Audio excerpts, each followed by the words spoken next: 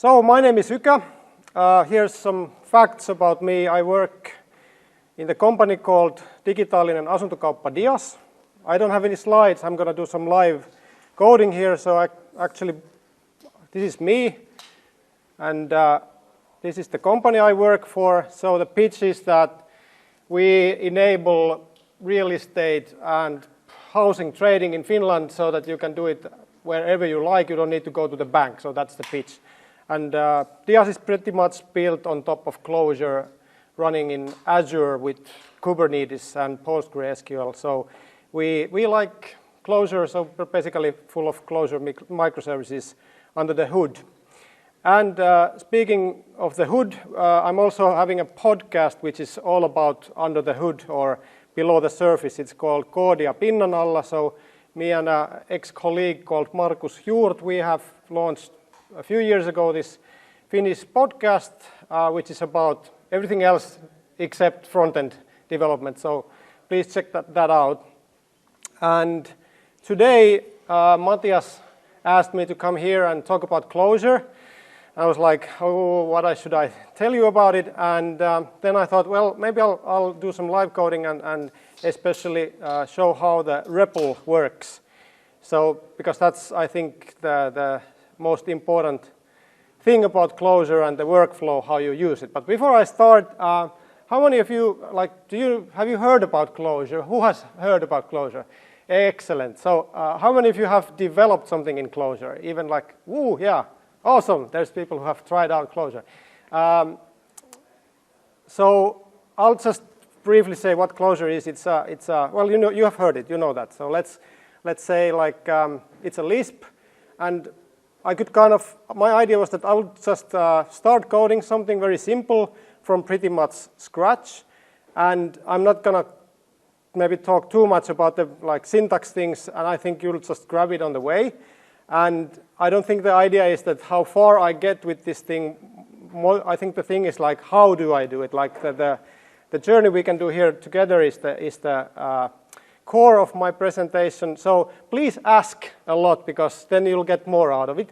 So if there's something that you don't understand, please ask, then I can try to explain. And if you ask really hard questions, that would be nice, then I'll see how much I really know about Clojure. So this is REPL here. It comes from the words read, eval, print, loop. So it's pretty much in the core of Lisp languages that you can develop stuff and try out stuff in the REPL. And other languages have it too, but you'll soon see the difference between Clojure and other languages. Actually, I have here this map called me, which I just wrote. So I'll just show around that you can, for example, get things out of the map by using the keywords. So I can say work and use that work as a function, and then it gets stuff out of there. And it was really nice that Timo went through about the kind of basics of functional programming so that I don't have to. And you were talking about the pipes in F#. I've never done F#, but I think a bit similar concept in Clojure are the threading macros, which I will be using a lot. So I'll just go through. Basically, it's like putting the functions other way around. So I can first have the data, and then the function, and then what comes out of this function is piped to the next function. So company, then I get the string out of there, and then I can say, for example, count, and it tells me that there's so many characters there. The other way around would, of course, be going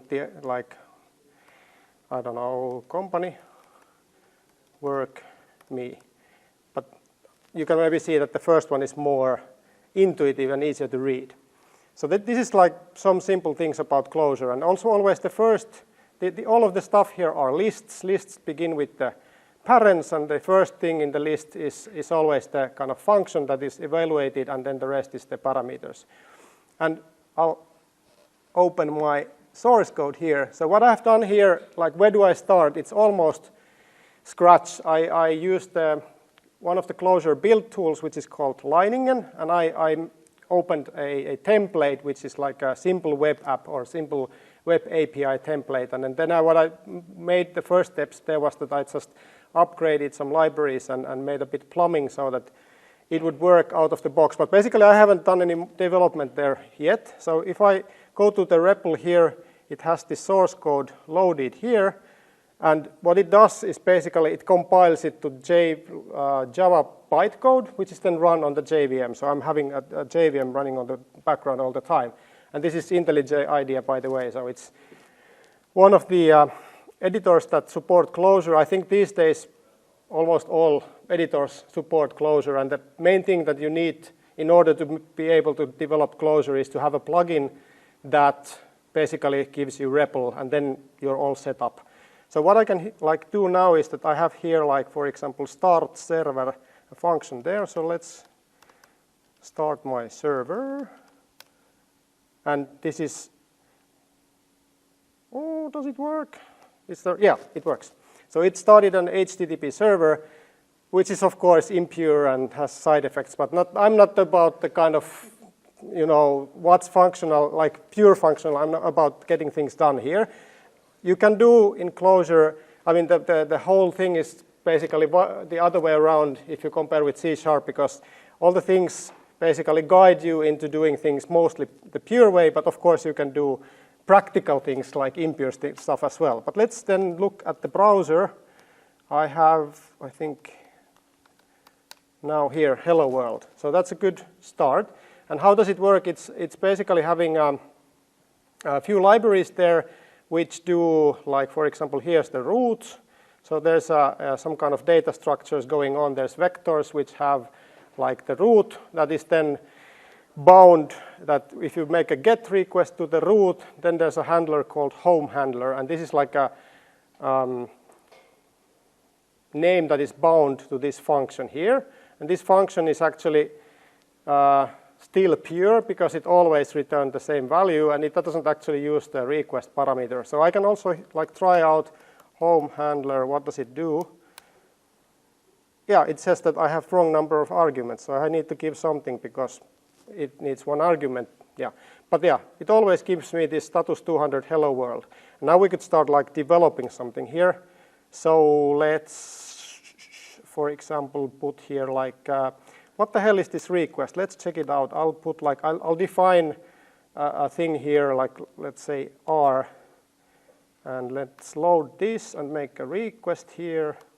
And now if I check the R, it actually shows me that there's all these things in the request. So I was requesting this URI with this server name, and I could put, for example, some parameters in and then get them out. So I could check, what if I put here something like friend?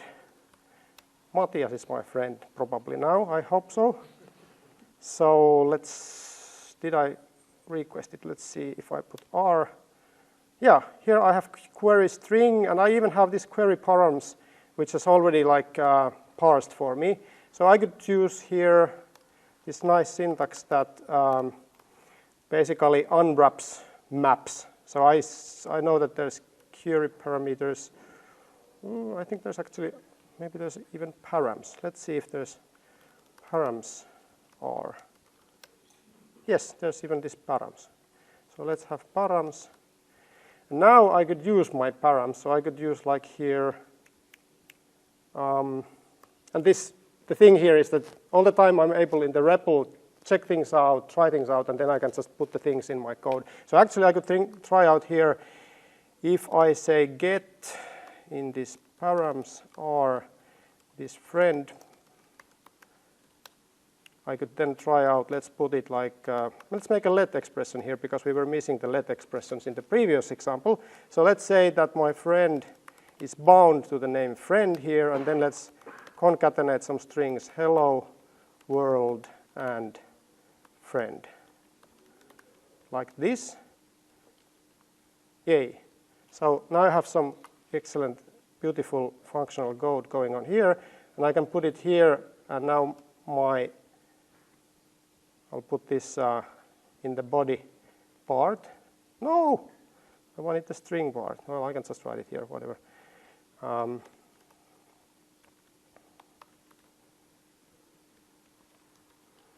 Yay. Does it work? Let's see. Yeah. I did something weird, but I actually can now use the params here. I don't need the R request anymore here. I think this should work. Yes. So let's see. Hey, hello world, Matthias. But there was like, I wanted to actually have hello world and Matthias. Yes. I don't know what happens if I actually omit this. I probably get nil somewhere. No, I just get an empty string. Clojure is super duper permissible. So you can do lots of stuff and you don't even notice that it doesn't work, or it kind of works. It kind of works, you know, it works. So it's, you need to be, you probably end up writing more tests with Clojure if you compare to, for example, a typed language like C#, because you have different kind of ways of checking that it really does what you want. But hey, I could make a statement here checking do we have a friend or not. So this is all, sorry, not the statement, these are the expressions now. So for example, I can use here if or when. When is basically just if without else. So if when I have a friend, let's then have here string and friend and some spaces in between. So now I have hello world, and then when I have a friend, I'll have the string and friend. Yeah, let's see. Hey, now it works again, and then if I put my friend here, hey, it works with the friend as well. So this is basically the things that Timo was lacking in the C#, that you could more or less compose stuff with let expressions and ifs and whens that are actually expressions. Good. Any questions so far? Are you like? Is there a null in Clojure? Yeah. So basically in Clojure it's called nil. And Clojure has this thing called nil punning, which means that all the core functions are pretty friendly with nil, which means that if, like for example, if I had this me map here, and if I ask I'll try to dig something out of me that doesn't exist there, I get nil. And then if I try to like have something else out of this nil, it's just nil, but I can still work with the nil. It doesn't like blow up like in Java. If you get in Java you get null, then it's just everything blows up. But as you saw before, if I'm doing this stupid thing here and I try to concatenate with string, I'm missing a parens, yes, it just doesn't appear there. So it doesn't break up. So you have nil, you can check nil, but basically what you end up doing is that, for example, what I wrote here, I'm just doing this when friend.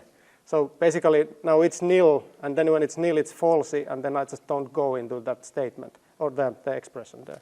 So what basically when returns is a nil, which is basically nothing. But is friend nil or is it an empty string here? Here it's nil. I mean, it's if I can show it. It was a really good question, because if I'll put this def r request here, I can basically.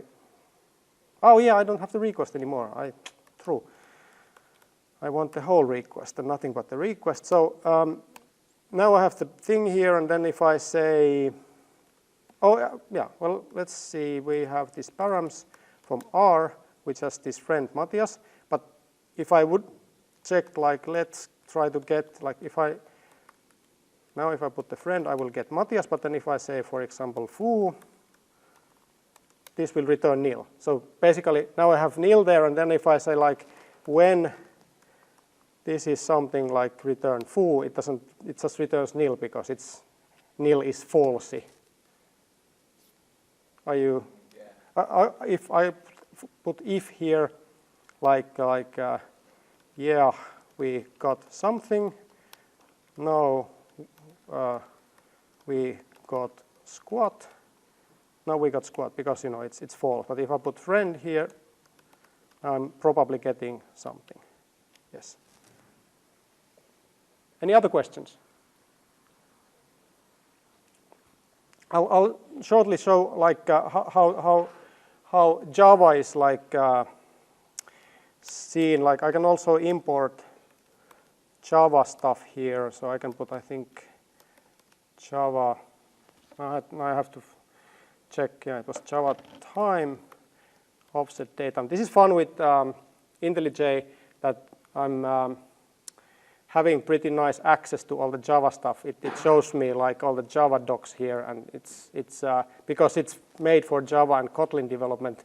The whole Java ecosystem is really nicely available there. So I can concatenate to my string, for example, offset datetime /now, which is a static method, and you call, this is kind of now the Java interoperability part of Clojure. This is how you call Java, static Java functions or methods from Clojure. So this maybe should work, let's see. Yeah, so now I get the current date time there. It's just basically inside, like behind the scenes, it's calling the toString of an offset date time. But if I put it here, you can see that there's an object. You can see that, okay, this is something Java stuff, which you don't, like if I put like a string here, I don't see that. It doesn't tell me that it's Java lang string, but if I put type, actually behind the scenes, this is also Java. So if you know Java, it helps you a bit when you're debugging stuff, but you don't need to know Java in order to develop Clojure. And the big benefit, of course, is that you have all the Java ecosystem available. Whatever library you have for Java, you have it also. You can access it easily from Clojure. But of course, for the most important stuff, for example, this routing library here, which is actually called Rated, made in Tampere by Metosin. This is like pure Clojure stuff, so they have written it in Clojure, and often there is like Clojure wrappers for Java stuff. Any other questions? Does it have like exception handling? Does it have try catch? It has a try catch, yeah, of course, because there's Java, you will get exceptions. but there's, let's put it this way, that if you're using pure Clojure libraries, you seldomly use exceptions for error handling. We could actually write a bit code where we could see how I manage, like how I checked stuff. But yeah, but of course, if you use, for example, straight some Java stuff, then you need to wrap it in try catch. I mean, how do you make a HTTP client, for example? I'm gonna do it next. Yeah. So funnily enough, that was really good. Now I have this aasinsilta, whatever it is called in English. The segue. Thanks. Yeah, exactly. So I'm having here like a start server, which is starting this thing with HTTP, and this is an Aleph is a Clojure library that just takes care of the HTTP servers and clients, and it actually has a client built in as well. So let's start fiddling with this. So I can make. My idea was that let's make an API that gets data from another API and then maybe does something with it and then serves it in the API. So I found for my presentation this kind of weather forecast API. So let's try it out. I have here, this is an open API. I'll just check this URL here. So let's put it actually here,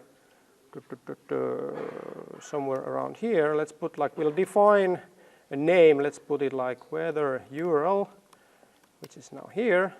Now it's accessible in the REPL, yes. And now I can say HTTP get weather URL, and this weird object there is a deferred object. So this is now again stuff that's asynchronous, and I can like deref it, and then I get some HTTP response out of it. And for example, I see here headers, and then the body is again there's like Java objects there. There's actually an input stream there. So let's read that. What do we get there? The data. I already nicely have my ingredients available here. So I have a byte streams thing that can read an input stream. So there's a shorthand for this. So now I'm starting to use the threading macro because it gets easier with this syntax. So let's put BS to, no. First we take the body out of it, and then we check BS, I think it's read string. No, it's toString, probably. Yes, so we get a long string. Let's see how long string we get. We get 4,255 bytes out of the request. Okay, what the hell is there? Let's check. this is actually now the response string. So let's save this in a response string, like a bind it to a name. And now we can, for example, say let's take 30 characters from the start. So we have some characters there, but it's ugly. Let's put apply string so that it's easier to read. Looks like JSON, right? Good. Let's parse it. Luckily, I have here things called JSONista, which is also made by Metosin, the Tampere consulting company, which is really nice. They actually make a lot of Clojure libraries. They are a nice bunch of people. And so response string, and then we have this thing called read value, and I think this needs this keyword mapper. Yes, now we get a proper Clojure map out of it, which is cool. And again, in the REPL, what I love about Clojure, it's super nice to kind of figure out what kind of data you have and access the data and kind of go through the data. So I can check like what kind of keys my map has. Okay, this is the data that I get out of the API. Of course, I could check like here. I guess this is the same thing in Firefox. So it's of course a bit easier to browse it with this. But so what is it? It's a forecast for some place, and it has here like the temperature in 2 meter, and like it has like these data points there and the time points from where the data comes from. So I could kind of check what was the name. It was hourly and temperature. So I could like check. There's the hourly. Yes, a lot of temperatures. I think this is a map tool. Yeah, I could also like check. Yeah, it's a persistent hash map, and these all are immutable data structures. So the keys were there, like these two keys were there. So let's put the temperature to M, and what do we get from here? We get a persistent vector. So this is like a collection of values. How many do we have? We have 168 things there, and like let's take the first one out. Okay, the first forecast for, I think the time was the other key. The first forecast for, I guess this is today. Yeah. So for today, midnight, it's a forecast for the past. Nice. The forecast for the past in some place, I think this was Berlin, was 70 centigrades. But then let's do something more interesting here. So let's put like, let's see, let's define, let's like have the temperatures were not the time, but it was the temp.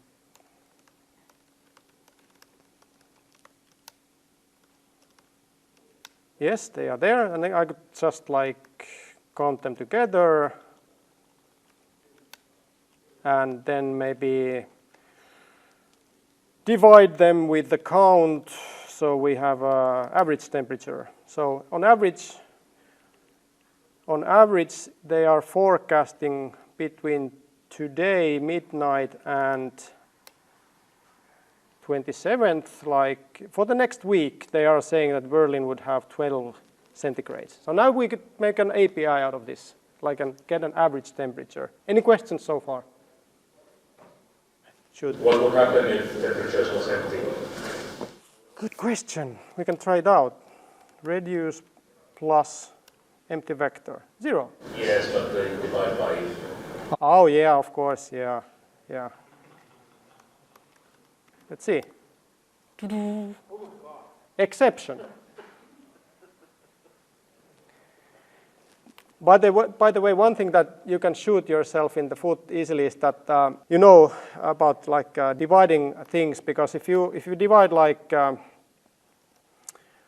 floats, of course you get like, you know, the problems with floats, but then there's another way for shooting yourself in the foot. If you divide actually integers and you get an integer, it will be like it will be exact. But then if you divide it with this, in Clojure you will get a rational number, which is exact.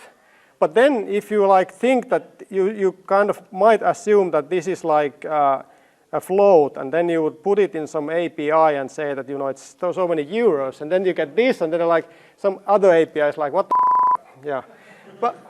But just, you know this. Yeah. Of course, you can then cast your things. Either you can say like, I think you can say like float, maybe like this, yeah. Or then the other way around would be just that you divide with a float, then you get a float. Whoa, it's more exact. Oh yeah, it's double now, I think. And of course, you can use big integers from Java, and then everything is exact. But yeah. What was I doing? I was doing an API. And any other questions? If you want to save yourself, use the sum threading macro with the empty. So use the sum threading to protect you from dividing by 0. True. Oh yeah, true. Hey, that was a good point. Yeah.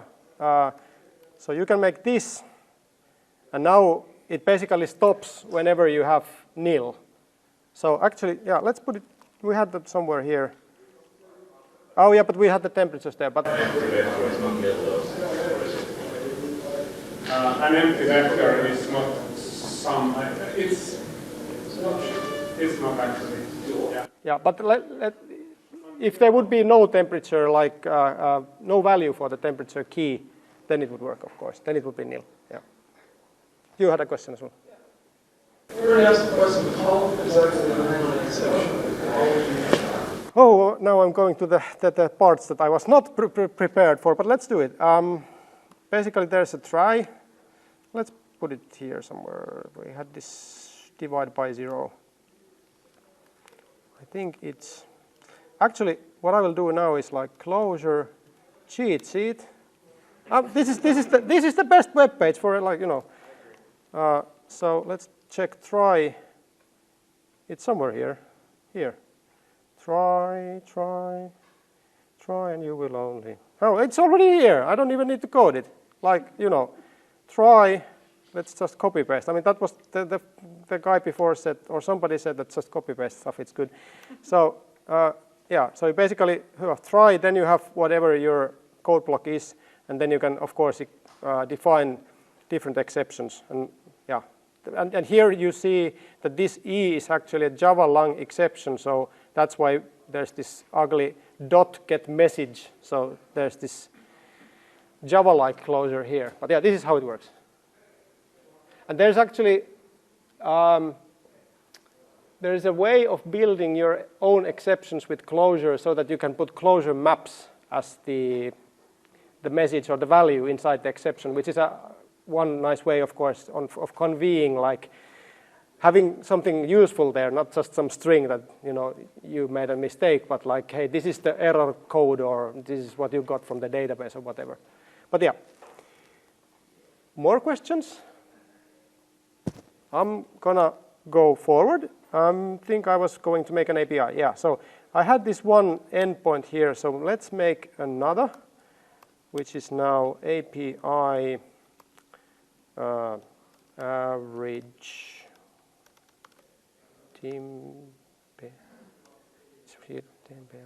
it's really hard. Get handler.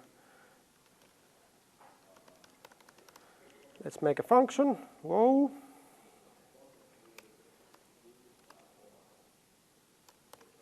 So def makes a like a more or less constant, and def makes a function, which needs some arguments. I'll put a underscore, which is a way of saying in Clojure that it's something that we don't actually need. And no, this is status. Now I could make another function with the stuff that I wrote earlier somewhere here. Well, I'll just write it again.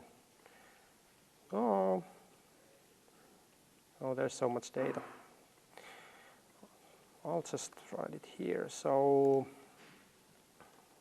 I'll fiddle around a bit so that, yeah, we had the weather URL, and then we had the body there, I think. let's see if to string was this. Yes, it worked. So we could make like get something like this. This doesn't need any parameters because we'll have the response string here like this, and then we'll return in the let the let's parse the stuff as well. So there's the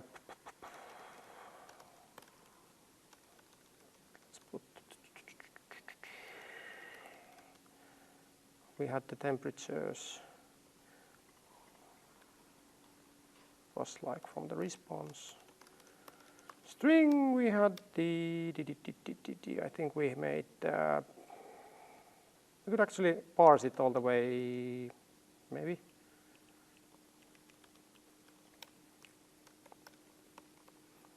Read value.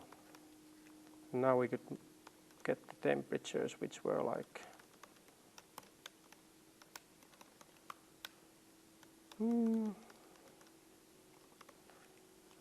let's see what comes out of this. Let's put it, let's just return like first. Might not even work. I got lost of the stuff I was supposed to do when you had so good questions.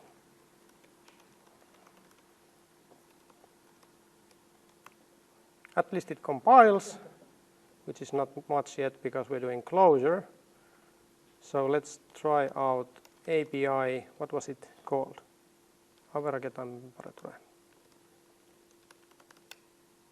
Ooh, we have JSON coming out of our API. Now we can call it an API. So it's actually returning the first temperature. And we were supposed to maybe do the average thing. So let's put then the reduce temperatures count.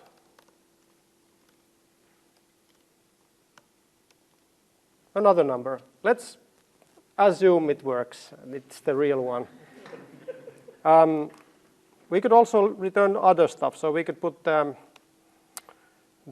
time there times we could have like response. I guess it was like hourly time, and then we could have like this could be like instead of just a value we could have like this is the average. As you can see in Clojure we tend to use this kind of kebab case instead of snake case or camel case, but yeah, it then creeps out to my JSON, as you can see. But I could of course be compliant and write camel case, but I'm not going to do it. Let's put like then the first, like the start date. This is first times and end date last times. This should be now a bit like more understandable. So now we know like where does it come from. I guess there was like we had this response here. Did we have the response? No. Let's check. Did we have like what else did we have here? No.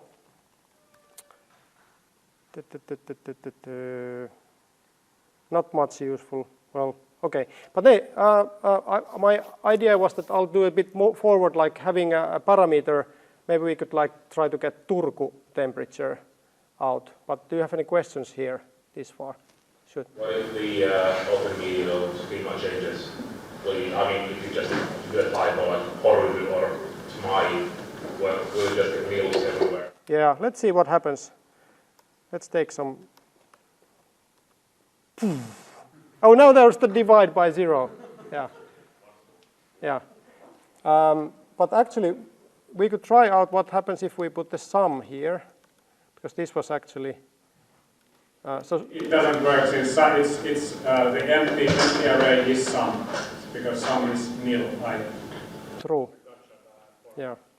So basically what's like, let's put this. The idea was that how do you make a Clojure service robust in a way that it doesn't like suddenly crash with something like this, or we just go for a decode error, or bad scheme, or can't decode, or something like that.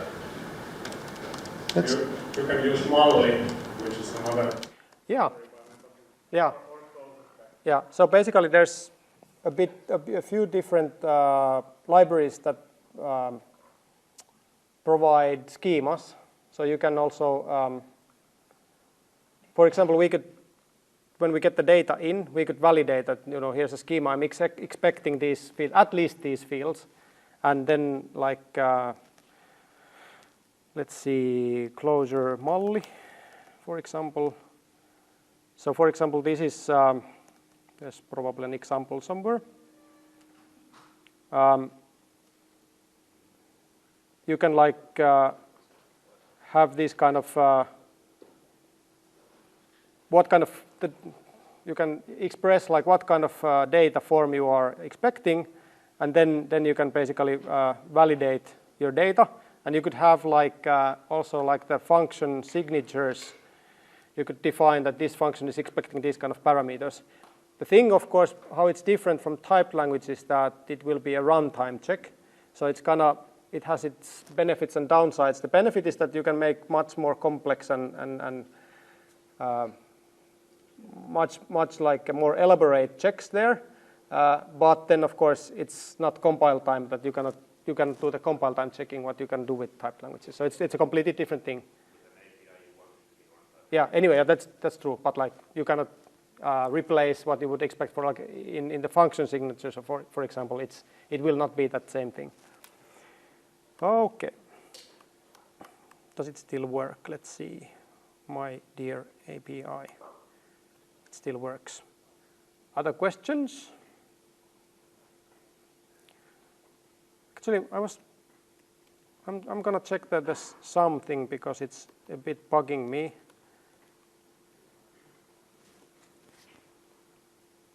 Yeah. So basically, the idea is that if I put the response here, no.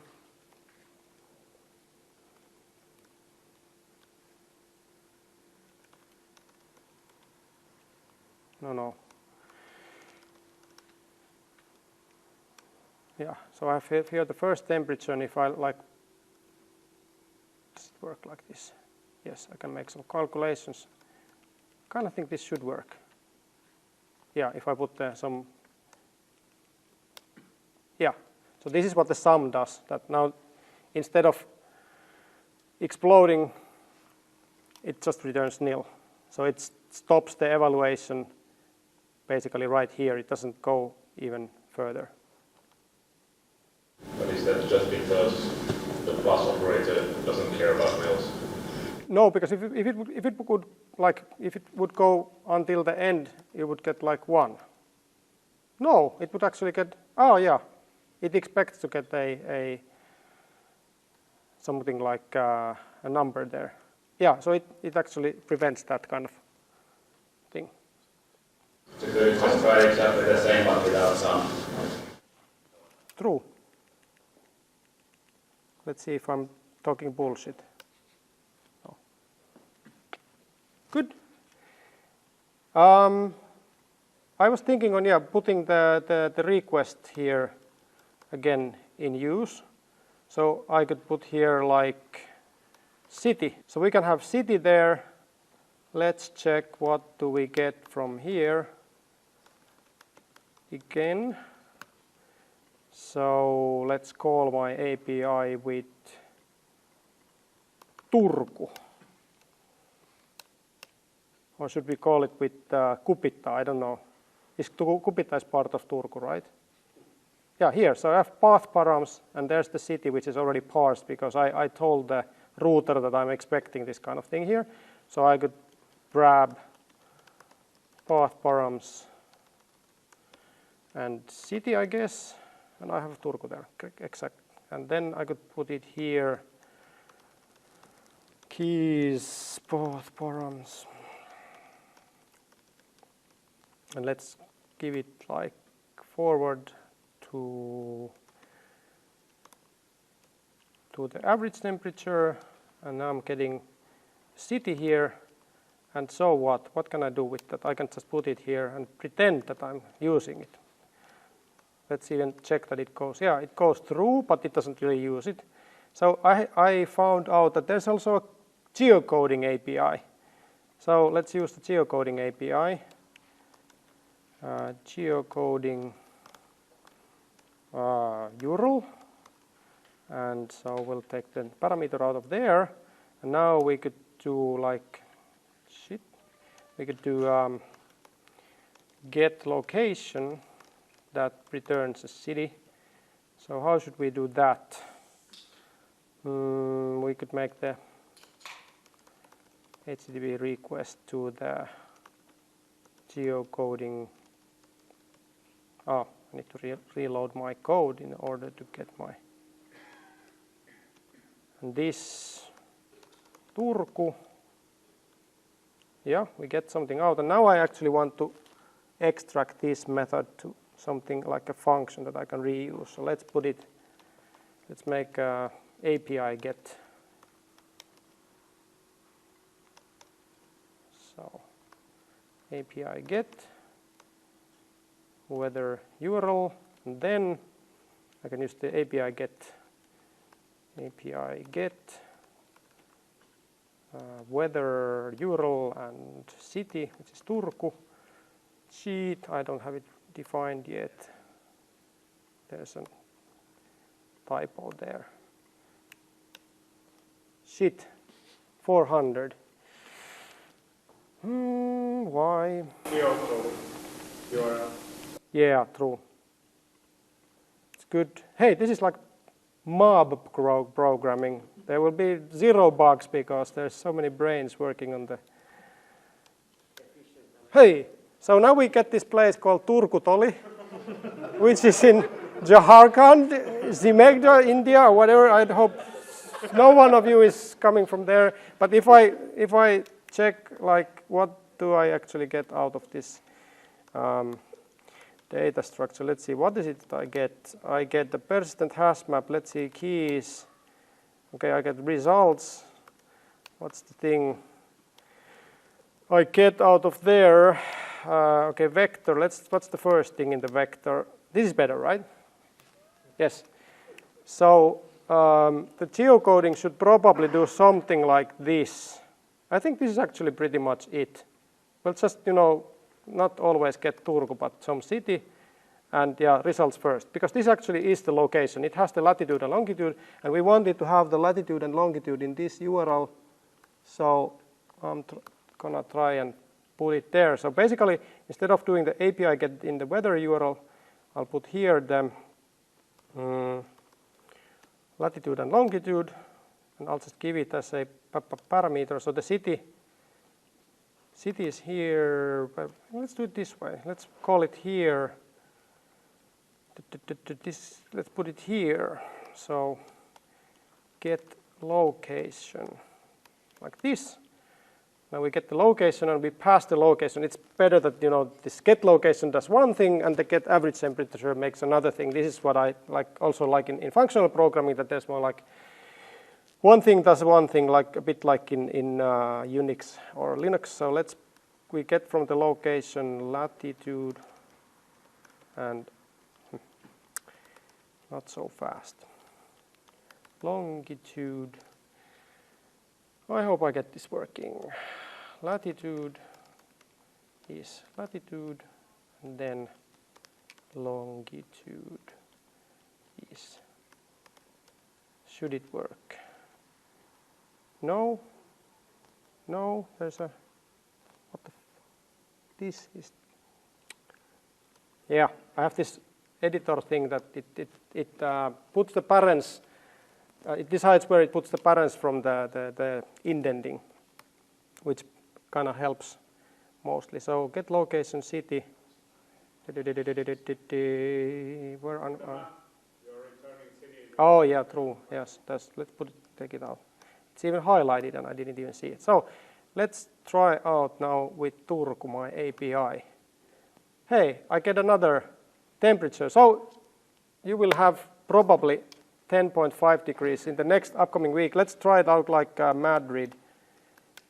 Yes, it probably works. There's a higher temperature there. Let's even have, I don't know, Helsinki. Is it better? It's the same. Let's put Kilpisjärvi. Let's see if it breaks with a. Oh, it even works. It's colder in Lapland. Better. Yes. Hey.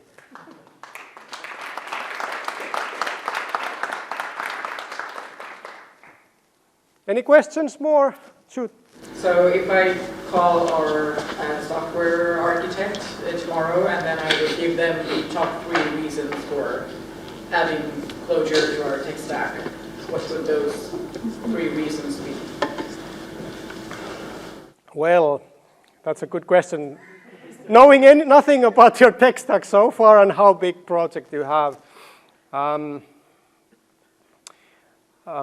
if like obviously I think this boils down to any language. If like it's about like is there like people who are eager to learn it, and if they are motivated, then of course you could start talking about it. But I think not answering your specific tech stack, but in general, why I like Clojure is that I feel that there's a really fast feedback loop when I do the programming. So it's fun. I think it's fun. That's the main reason for me. But then of course it's really fast to get things done, because as you saw here, you can just start building things, and there's like very little or less, like almost no boilerplate. So it's easy to work with data. But then of course it's nice to of course use Clojure for kind of functional problems, because here we're like taking data in, mangling into data out. Of course you can do all the stuff with databases and stuff. It doesn't mean that you wouldn't be able to use Clojure, but of course you run it with JVM. It has its ups and downs, and I mean if you want something that is super performant, for example, you wouldn't use JVM anyways, so then you wouldn't even use Clojure there. And of course Clojure uses pretty much like memory, so it's a bit memory intensive like JVM is. So I wouldn't, for example, I think you can build for example Android apps with Clojure, but I don't think it makes any sense. Like Kotlin is the language for Android, for example. But yeah, for backend I think it's super good language. You can do also front ends with Clojure script, so you can do full stack stuff. And Clojure script is pretty mature as well, but you can also, since that's compiling to JavaScript, then you get all the package you get from JavaScript. So it's like, I mean, it also has its problems. Thank you. I'm happy with the answer. Yeah, so everyone was raving about this company from Tampere who makes these libraries, but what if they don't have one, or they're like, how vast is like the libraries for Clojure? Is there, hopefully it's not like JavaScript, but like how is it in general? Well, it has really good selection of libraries for the most used things. I would say that the most important things you can find like natively Clojure. Of course, HTTP stuff is like very, very super used. I think these days you even have like data science libraries for Clojure. And of course, you always have the access to the full Java ecosystem. So basically, my answer would be that you have everything because you have Java. And of course, the Clojure build tools, you can just grab any library that comes from Maven repository, basically Java stuff. So they are like basically the same stuff. But one kind of Clojure core is actually pretty small, and since the language is pretty simple in the end, you can just go and read the core source code if you don't understand, if you want to know how something works in the core, and I've done that. So it's pretty understandable. So that's one nice thing about Clojure. And then you just mostly compose stuff from small libraries. You don't usually in Clojure use like any huge frameworks that would have like 100 libraries in it. But then, of course, it means that you need to kind of figure out what would I use for this and this. But yeah, I'd say it's not JavaScript, but it's like something between like you have like the Java ecosystem. So basically, you have everything.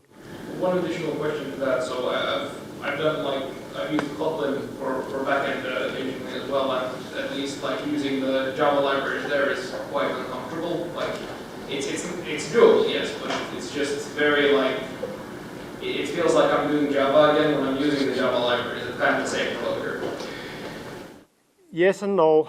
It depends on the Java library. If the Java library is meant to be used in a very old-fashioned Java way, where there's you set stuff, you set this, set that, do a very object-oriented way of using it library, then it's cumbersome, but it's still doable. I mean, we use in our work, we use Azure and we use Azure Java SDK, and we've built our own infrastructure tool on top of that, and we've basically just put a Clojure wrapper that do this ugly Java stuff here, and then you've done it once, and then you can use the nice Clojure, our internal Clojure API. But I mean, we do it once, and then it's nice. But I mean, I think it's probably more or less the similar thing as with Kotlin, that you have the interoperability way, and it's kind of not the native way, and it feels different, but it's still usable. So, yeah. So a general question. So Clojure needs a Java virtual machine to host it. Yeah. So if you run Clojure on backend, the preferable way of running it would be in JVM. Yes. So the kind of original Clojure runs on JVM, but there's actually a version that runs on the common language runtime, the C# world. That's also doable, but it's not as well supported. And you can also run it with nodes. You can also compile Clojure code to JavaScript and run it with Node. But even that's, I mean, why would you do it? Because the primary platform is JVM. So yeah. It seems to be very dynamic. So obviously there is no like real-time checking, but do you get any like compile times safety even when using the like accessing stuff from Java's libraries? If you use them like in an incorrect way, does it only blow up once that the code path is executed? Or good question. So it's only about like let's try it out. If it parses, then it parses. Let's try it out. No. So it does do the compile. So yes. Yes. Okay. Yes. With Java, yes. But then with syntax error. yeah. But obviously you can. I mean, you would probably want to have a linter when you use Clojure, because then it would also check things that the compiler doesn't check, for example. And for example, this IntelliJ Clojure plugin already has pretty nice linter. As somebody noted somewhere, I made a mistake, and it was already highlighted there. Other questions? Yeah.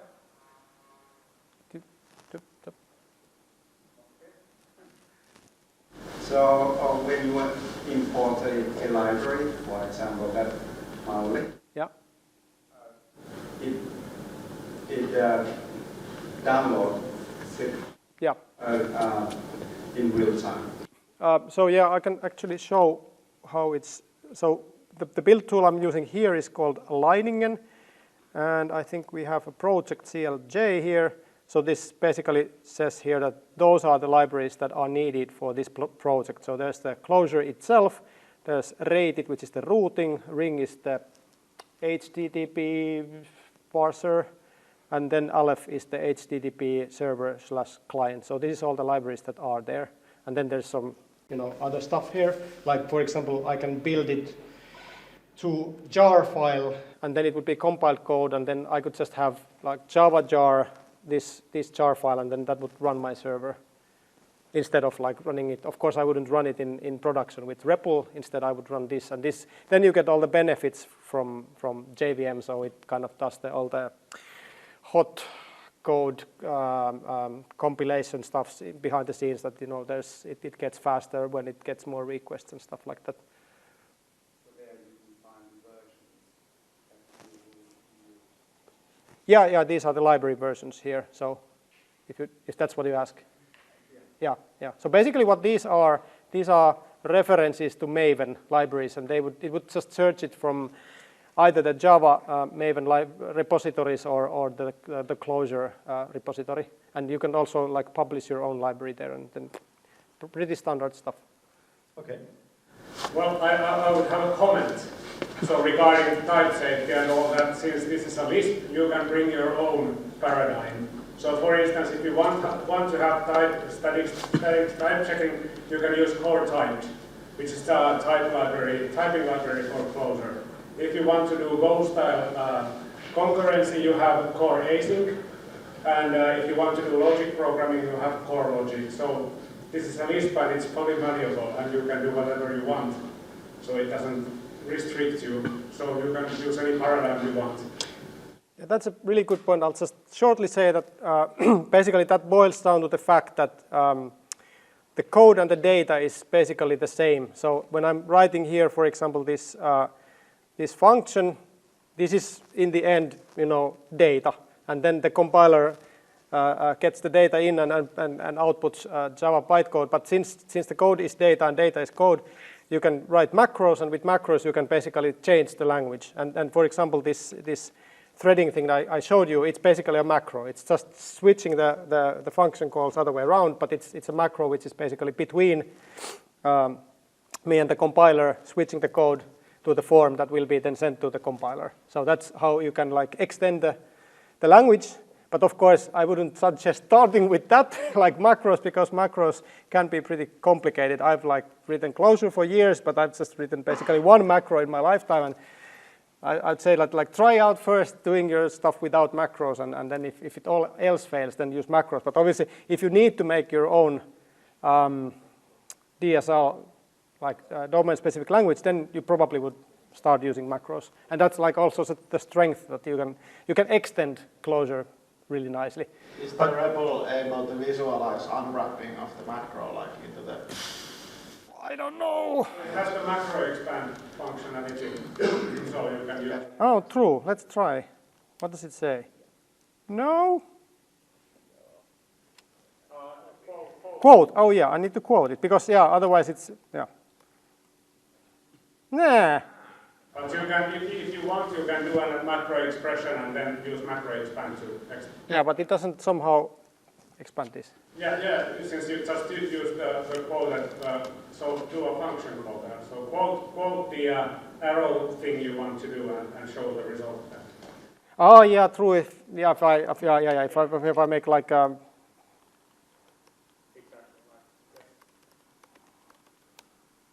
yeah. So then like yeah. So it shows like what. This shows like how the code will be changed. Yeah, I guess we're super duper over time. You can come talk to me, and thanks for listening. Let's give a huge hand.